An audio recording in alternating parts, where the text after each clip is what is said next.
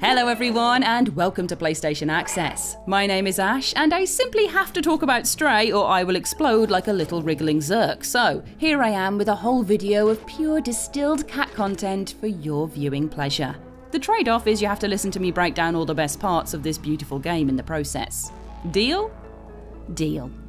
Stray released this week to rapturous applause from fans of both cats and video games. A perfect blend of adventure gameplay and cute set pieces that delivers something uniquely special. Telling the story of a cat separated from their feline family, our protagonist falls into a rubbish-filled chasm and discovers a city of lost androids in the process. Soon joined by an amnesiac drone named B12 who is keen to lend a helping antenna. Stray then is the pair's journey to reach the outside, a task nowhere near as simple as it seems, and not without terrible consequences should they fail along the way. After finishing the game and soaking up every last piece of this world I possibly could, I am happy to announce, quite unsurprisingly, that Stray is my game of the year. So far at least, since we're only in July, but still, so blown away have I been by all the moving furry parts in this title that I just can't help myself. And it is not just because Stray is a cat game. There is so much more to this fabulous adventure than meets the eye. I mean, yes, on the surface, Stray is definitely a cat game, there's no getting away from that. It has got all the stuff any respectable cat freak, and I say that as the ringleader of them myself, would want. There's button prompts on rugs, walls and doors to scratch away at, with the latter used as a tool to get droids to open doors for you when you can't decide if you'd rather be in or out. You can push paint cans off precarious ledges, splattering the surrounding areas and whoever might be in them with a wash of colour. You can walk through plant pots and bottles to send them flying, drink from dirty puddles, show affection in bursts of thundering purrs. But most importantly of all, let me tell you, you can meow whenever you want. The circle button is dedicated to a glorious range of vocalizations, big and small, which you can mash away at to make robot companions react or spice up cutscenes as you go. These charming actions are littered throughout the game. Little stop-off points where you can curate your own cat memes or coo over the similarity to your own pets. Lovely little distractions that go a long way to feeling out the personality of your cat when you've got no words to communicate with. The beauty of Stray is that you don't need words, however. Yes, B12 provides translations for the chatty droids of the walled city, but it's more than that.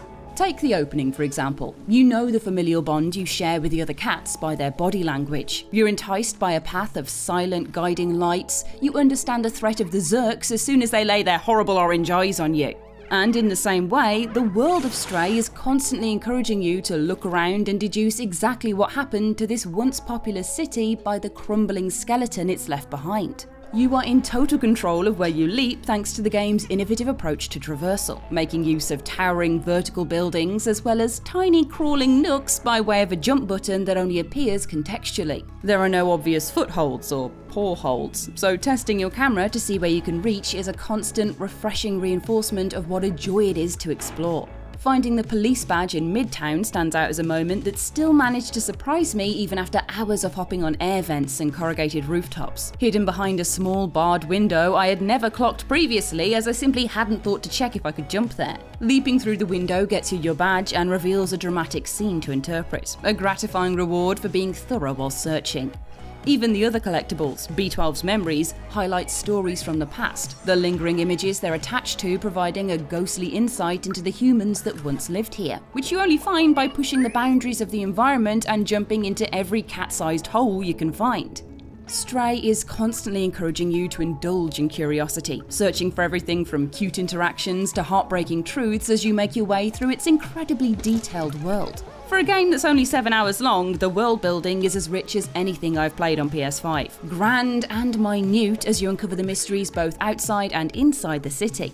And the story isn't just about the cat. This is also B12's journey as he recovers his corrupted mind, lost memories marked out in blank slots for you to fill as you progress. Your cat is a faithful buddy that allows him to reconnect with his past and ensure your future by carrying him around in your cute backpack, connecting dots for you and leading your adventure through his pursuit of the outside, even if he doesn't remember precisely why he's hell-bent on that goal until the very end. You share that desire for freedom, and you share the adventure as you go.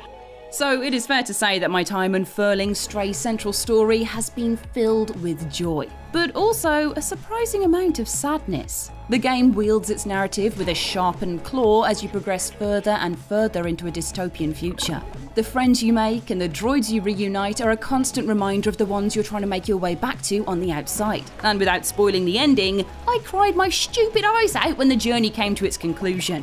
Stray is bittersweet in the best way, counteracting what could be dangerously twee cat fun with hard-hitting dilemmas on life, death, and the artificial intelligence that has grown in between. What does it mean to be alive? What makes up the key component that makes a person truly them? Is a world without humans actually better off?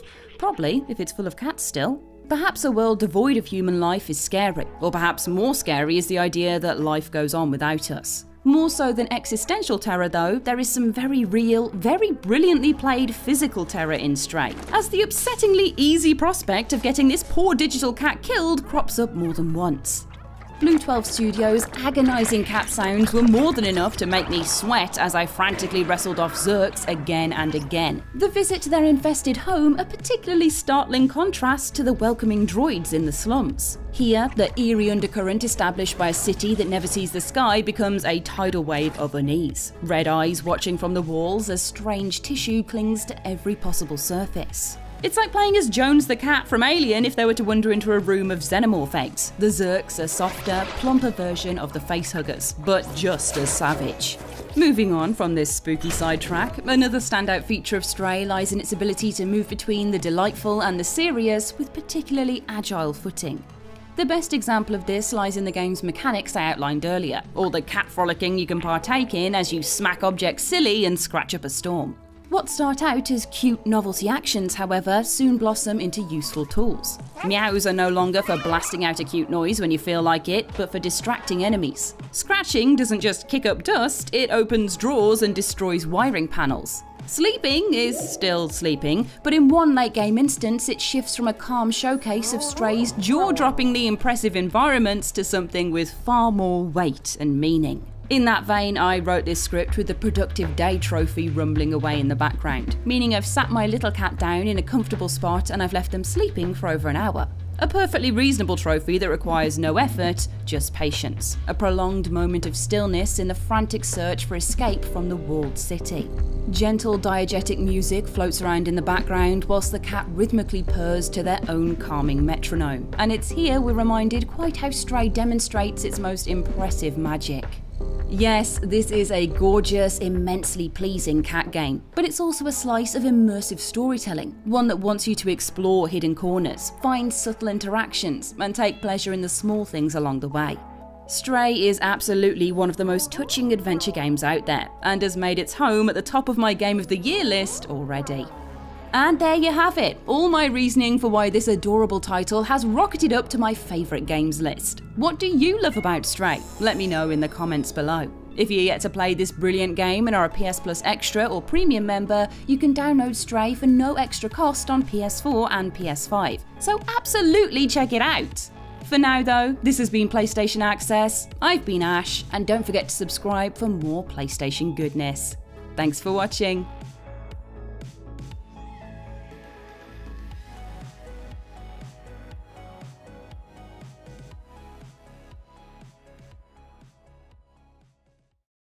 PlayStation